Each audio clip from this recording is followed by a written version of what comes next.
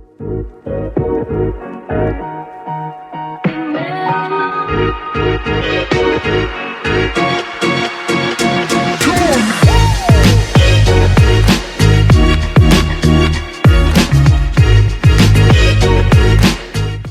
everybody, this is Kent Davis. I run Panama Equity Real Estate. I've been here since 2007, and today I'm going to tell you about some good spots to go surfing.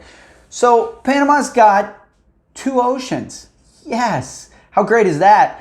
We've got the Caribbean or Atlantic Ocean, and we've got the Pacific.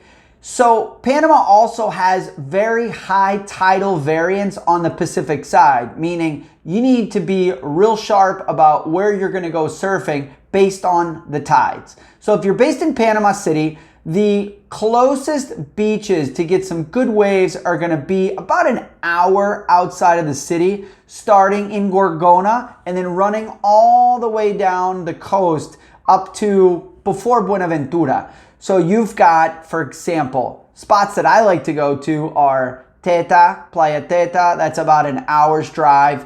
Really easy to get to. Where else do I go? Rio Mar is easy. Those are mostly, well, you've got some beach breaks and you got some point breaks in both of those spots. Now, you're going to want to go during low tide, or ideally sort of that trough between when the tide's coming down and going up. If you can catch that, let's call it a 2-hour session. That's about all I can do these days. And that's the best time to go for those beaches. If you want to keep going, you can go to places like Playa Venao. Those are a bit further. So going back to based in the city, you've got like 10 different spots. And Magic Seaweed does a good job of reporting on those, naming those. Those are the two spots I go to. Lineups are generally pretty chill because especially to a place like Teta, you've got 3 different places that people go in the water, and you've also got so much space to where that wave is breaking, both wide and also sort of like there's different stages of when the wave breaks. So the lineup gets spread out pretty well, mostly off of the point in Teta. So going away from that area, if you're on a surf trip, you're going to want to go to 4 different places. So Panama City, you've got those breaks, you know, Teta, there's literally dozens of them close to Panama City. And then you get a bit further out, Playa Venao, totally worth it. That's a high tide spot.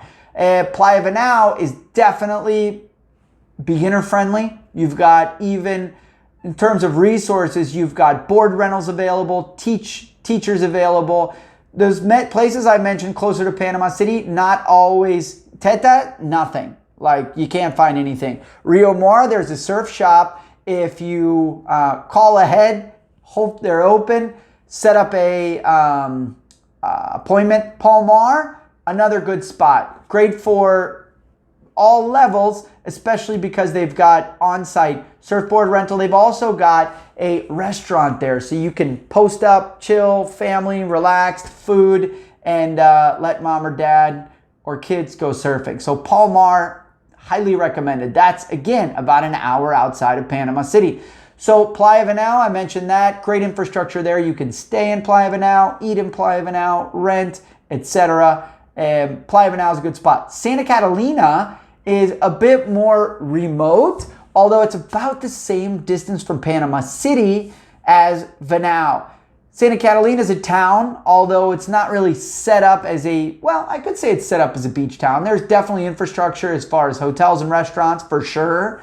Santa Catalina is also the jumping off point to go out to Coiba, which is our sort of national wildlife ocean spot. Beautiful for snorkeling and diving. That's about like an hour and 15 minutes on a boat. Alternatively, you can go to places like Mariato and Rio Hato. Those are on the western side of the Azuero. I've never surfed there. I'm a longboarder. Apparently, it's a good wave, shortboard, very nice. What else? Bocas. Bocas is awesome. Bocas is Caribbean. So Bocas is less tide dependent because there's not much of a tide variety on the Caribbean side of Panama. It's like, I think I've heard it's like 18 inches, like 1.5 feet. So it doesn't matter. Wind is going to be a factor there. That's probably the most important consideration. Generally early in the morning, late in the afternoon, if you can catch it right, it's awesome. And there are so many spots in Bocas. Some are only accessible by a boat, some are accessible from the beach, and you can't go wrong. And there's plenty of information available. Locals, I mean, locals in a lineup usually always suck, right? Let's be honest. But whatever, Panamanians are chill, they're not aggressive, non-issue. The only locals that are going to be jerks are probably, they want to be locals, but they're not actually from Panama.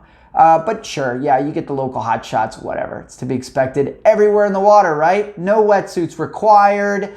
What else can I tell you? Yeah, I think that's about it, guys. Hope to see you out on the water. Cheers.